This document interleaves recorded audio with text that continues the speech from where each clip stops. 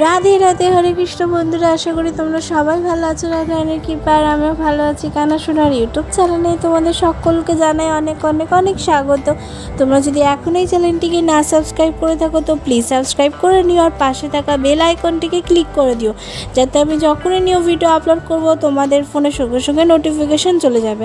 আজকের ভিডিওটির মূল তথ্য হলো নির্জলা একাদশী এবছর কবে পড়েছে এবং কিভাবে তোমরা বাড়িতে নির্জলা একাদশী পালন করবে।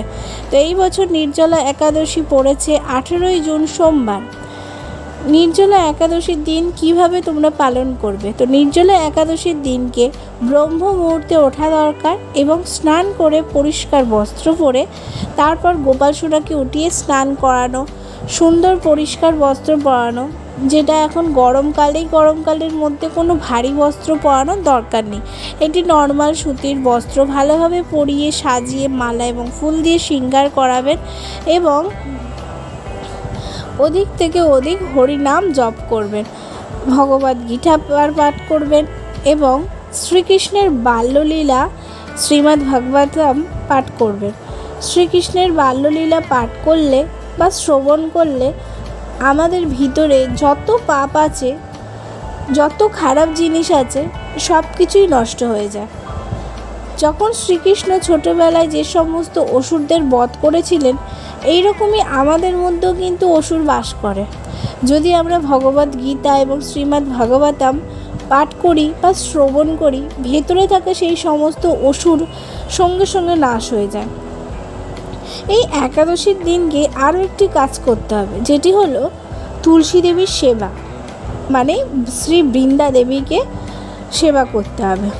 শ্রী বৃন্দা দেবী মানে তুলসী ভগবান শ্রীকৃষ্ণের কিন্তু অত্যন্ত প্রিয়, এটা আশা করি আপনারা সবাই জানেন। ওই জন্যই তো ভগবান শ্রীকৃষ্ণ তুলসী ছাড়া কোনো রকম ভোগই গ্রহণ করেন না। এই একাদশীর দিনে তুলসী দেবীকে তার পরিমাণ মতো জল প্রদান করবেন এবং সন্ধেবেলা অবশ্যই একটি ঘিয়ের প্রদীপ দেবেন। অনেকেই বলে থাকে যে একাদশীর দিনকে মা বৃন্দা দেবীর উপবাস করে, কিন্তু এটি সমস্তটাই কিন্তু ভুল কথা। কারণ এরকম কোনো পুরাণেই লেখা নেই যে নির্জলা একাদশীর দিনকে মা তুলসী উপবাস করে। এই নির্জলা একাদশীর দিনকে অবশ্যই কিন্তু সারাটা দিন জল না খেয়ে এবং কিছু না খেয়ে থাকতে হবে। কিন্তু যদি আপনার শারীরিক দিক থেকে সুস্থ নেই, কোনো রকম অসুবিধা আছে, আপনাকে ওষুধ খেতে হবে, বা কেউ যদি গর্ভবতী থাকেন বা ছোট বাচ্চা আছে যে স্তনপান করে, এবং যদি বয়স্ক মানুষ থেকে থাকে, তাহলে অবশ্যই আপনারা জল পান করতে পারবেন। এবং একাদশীর দিনে যে যে খাবারগুলো খাওয়া যায় সেগুলো আপনারা খেতে পারবেন। যেমন আমি পিসিওডি পেশেন্ট, আমার অনেক রকম শারীরিক প্রবলেম আছে, আমার থাইরয়েড আছে, আমাকে ওষুধ খেতে হয়, তাই আমাকে জল খেতেই হবে, কিছু করার নেই। যদি আপনাদের এরকম কোনো শারীরিক অসুস্থতা বা প্রবলেম থাকে, তাহলে আপনারা অবশ্যই জল খেয়ে বা একাদশীর প্রসাদ খেয়ে পালন করতে পারেন।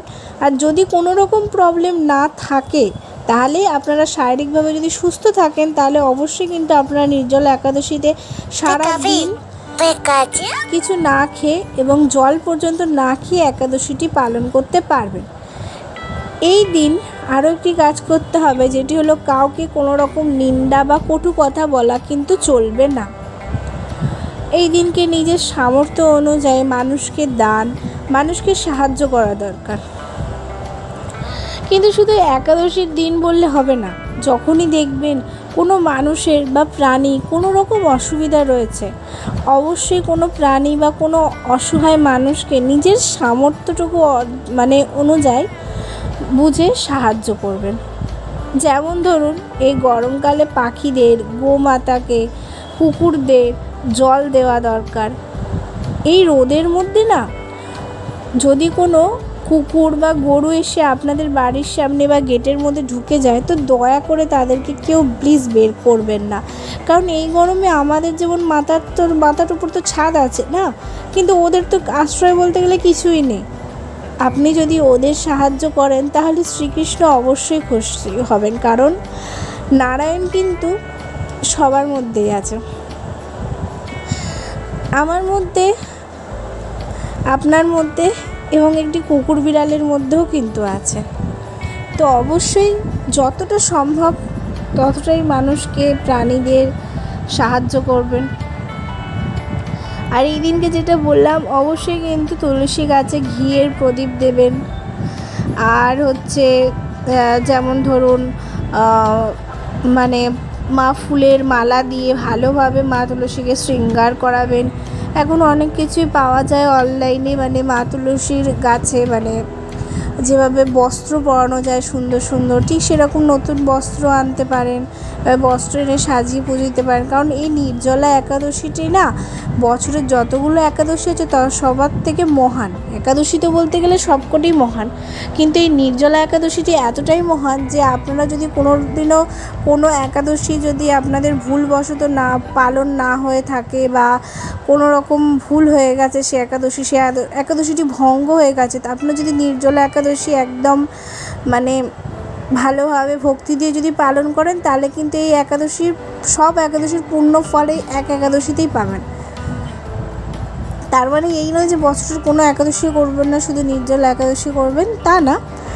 কিন্তু যদি কোনো রকমই ভুল ভ্রান্ত বা কোনো কিছু হয়ে থাকলে এই নির্জলা একাদশী করলে কিন্তু এটি সব সমস্যারই সমাধান। মানে হচ্ছে কি বলবো, মানে এই নির্জলা একাদশী খুবই বড় একটা একাদশী। তো এই দিনকে অধিক থেকে অধিক হরিনাম জপ করবেন, যেটা বললাম, ভগবদ গীতা পড়বেন, শ্রীমদ্ ভাগবতম পাঠ করবেন, শ্রী চৈতন্য চরণামৃত পড়বেন, যতগুলো ভগবানের বই আছে, যত কিছু আছে সব কিছু পাঠ করবেন, রাধা রাধা নাম জপ করবেন। আপনারা তো ভালো করেই জানেন যে রাধা রাধা নামের মাহাত্ম্য কতটা। রাধা রাধা নাম আপনারা যতই জপ করবেন ততই কিন্তু আমাদের শ্রীকৃষ্ণ অধিক থেকে অধিক বেশি খুশি হবে। তো এই দিনকে চেষ্টা করবেন মানে যে একটা সেকেন্ডও যেন হরিনাম ছাড়া আপনাদের মানে দিন যেন ব্যর্থ না হয়। যেন যখনই কোনো কাজ করবেন, ঘরে যখন অন্য কাজ করবেন, মনে মনে মুখে মুখেও হরিনাম জপ করবেন, এটাও খুব ভালো হবে। আর যেটা বলছিলাম, আপনারা কিন্তু এই চ্যানেলের মধ্যে পুজো রিলেটেড সব ভিডিওই পাবে। তো যদি আমার এই ভিডিওটি ভালো লেগে থাকে অবশ্যই চ্যানেলটিকে লাইক করে দেবেন এবং প্লিজ সাবস্ক্রাইব করে দেবেন। তো দেখা হচ্ছে নেক্সট ভিডিওতে। রাধে রাধে, হরে কৃষ্ণা।